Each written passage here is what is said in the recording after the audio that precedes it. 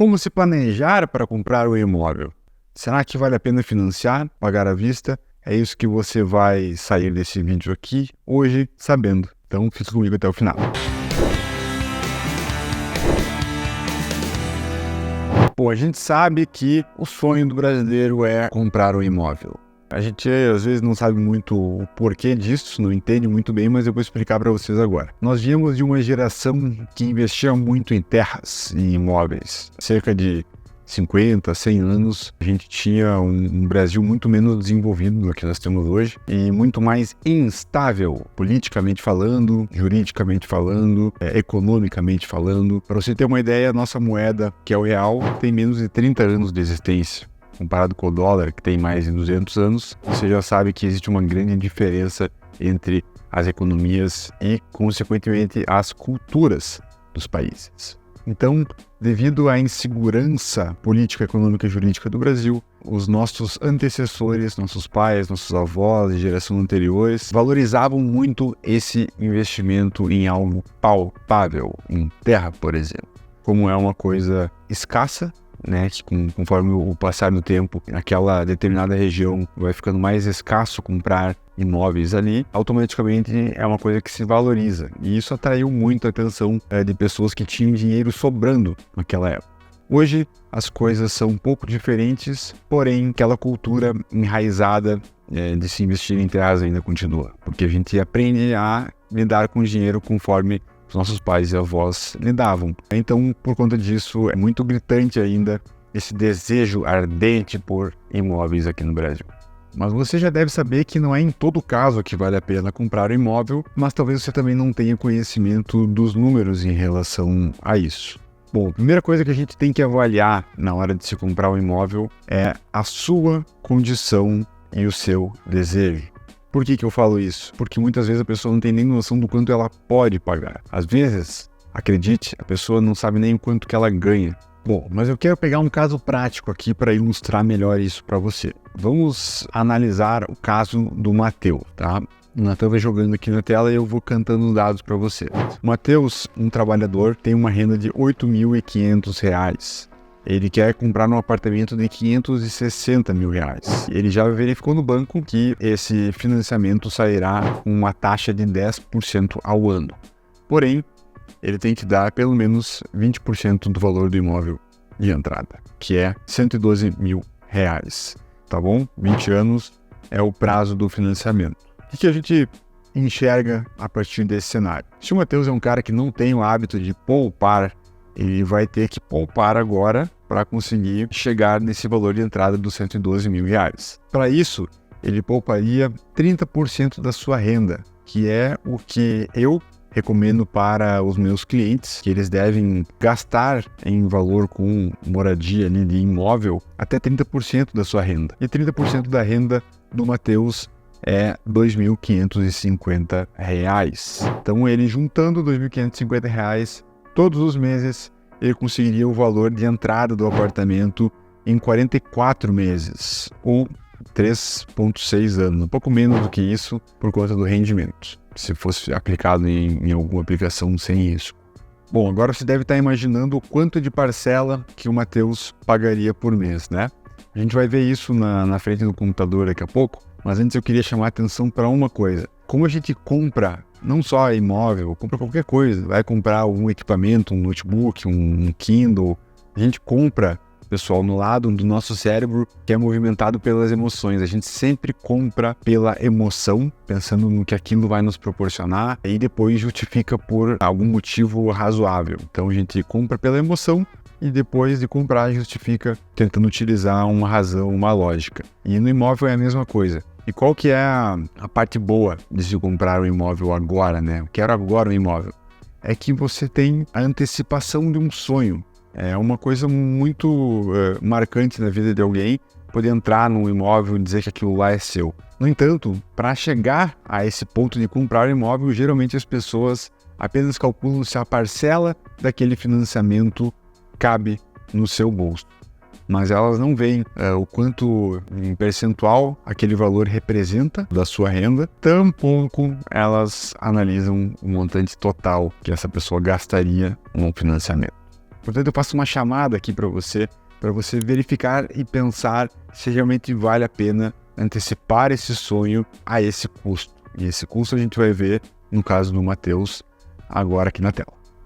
Bom, vamos lá então. Aqui estão os dados, tá? O valor do financiamento é 448, ou seja, o imóvel 560 menos 112 mil de entrada. A gente coloca aqui esse menos esse, dá 448, é o valor que a gente tem aqui. A taxa ao mês, que é os 10%, correspondem a 0,79 e o período de 240 meses. Se a gente pega os 240 meses aqui e divide por 12, são 20 anos, tá? A partir daqui, veja bem como é que se calculam as parcelas e o sistema de amortização que normalmente é utilizado para esse tipo de financiamento, que é um sistema de amortização constante, mais conhecido como tabela SAC. Ela é calculada da seguinte forma. Primeiro aqui a gente tem o número de parcelas, que são 240, né? Então a gente começa no 0, 1, 2, 3, vai até o 240. Feito isso,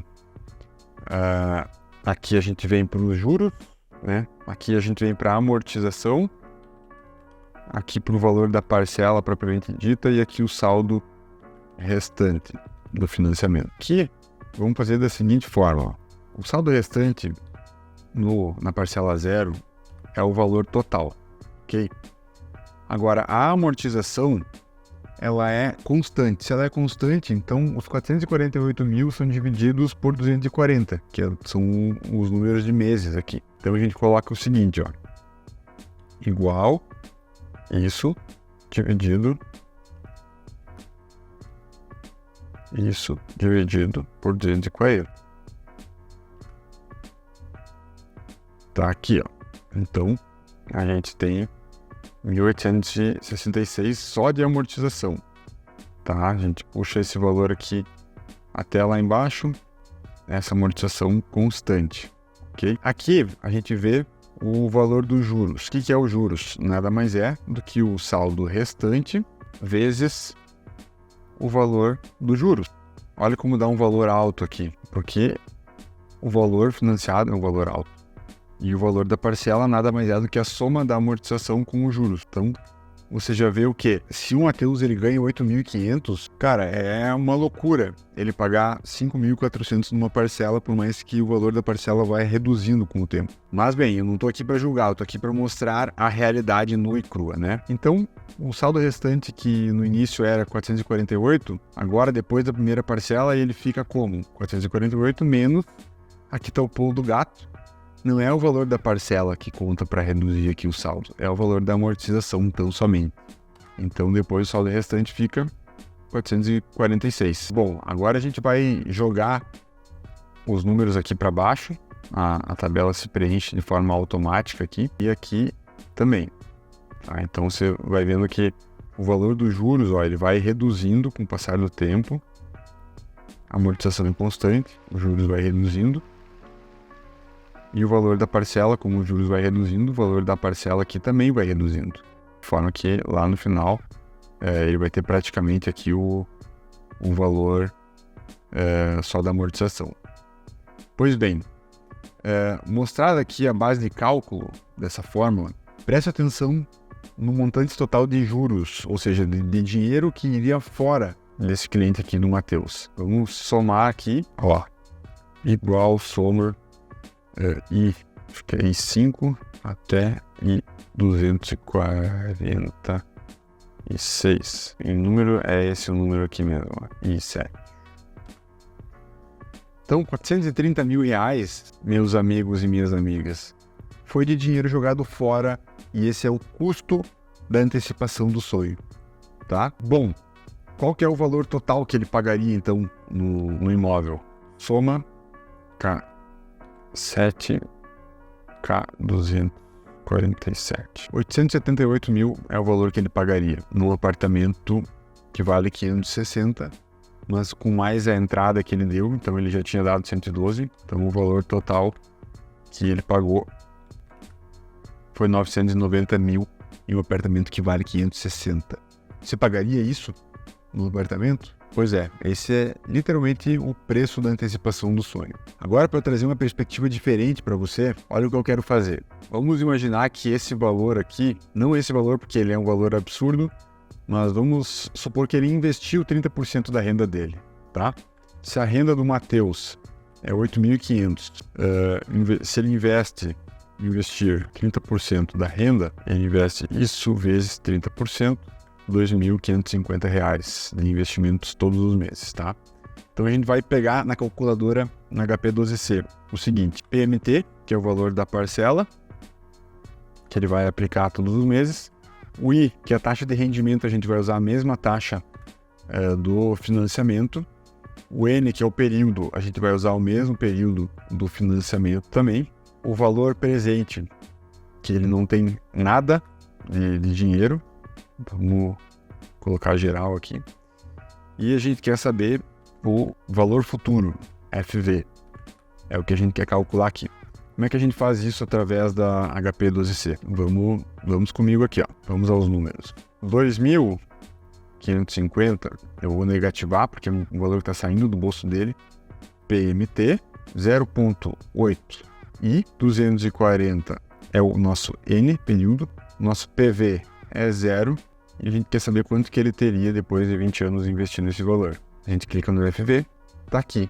Ele teria R$1.838.000. R$1.838.000. Vamos colocar o restante também. 884. Esse aqui seria o valor que ele teria acumulado se ele tivesse investido um valor menor do que o valor que ele pagaria de parcela aqui, tá? Mas pelo mesmo período do financiamento. Que conclusão que eu chego com isso? Se ele tiver paciência e organização e disciplina, ele consegue não jogar dinheiro fora e conquistar um objetivo ainda talvez maior do que o objetivo que ele esperava. O que pode contar nessa nossa lógica aqui, na parte emocional? A única coisa diferente é que ele não entraria no imóvel naquele momento. Mas ele poderia investir esses 2.500 e usar, sei lá, mais R$2.500 ali para fechar 5.000 em algum aluguel. Ele vai estar pagando para alguém que é proprietário de um imóvel um valor percentual daquele imóvel para poder usufruir dele. O aluguel nada mais é do que isso, tá? Veja, olha, eu vou fazer um cálculo de um aluguel aqui para vocês também, ó. Aluguel. Se um imóvel de R$560.000, vamos ver quanto que custaria um aluguel de um imóvel desse valor aqui, ó. A gente somente multiplica isso, mais ou menos o que se movimenta no mercado é mais ou menos um 0,4%.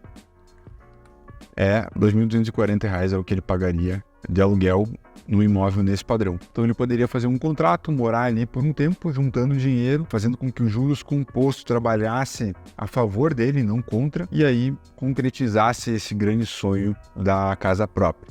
Então aqui você percebe que o valor do aluguel retratado é de 0,4% e aqui o valor do investimento que renderia 0,8%. Então existe uma grande diferença aqui e a gente chama isso, para ver se um investimento vale a pena ou não, de Return on Invested Capital.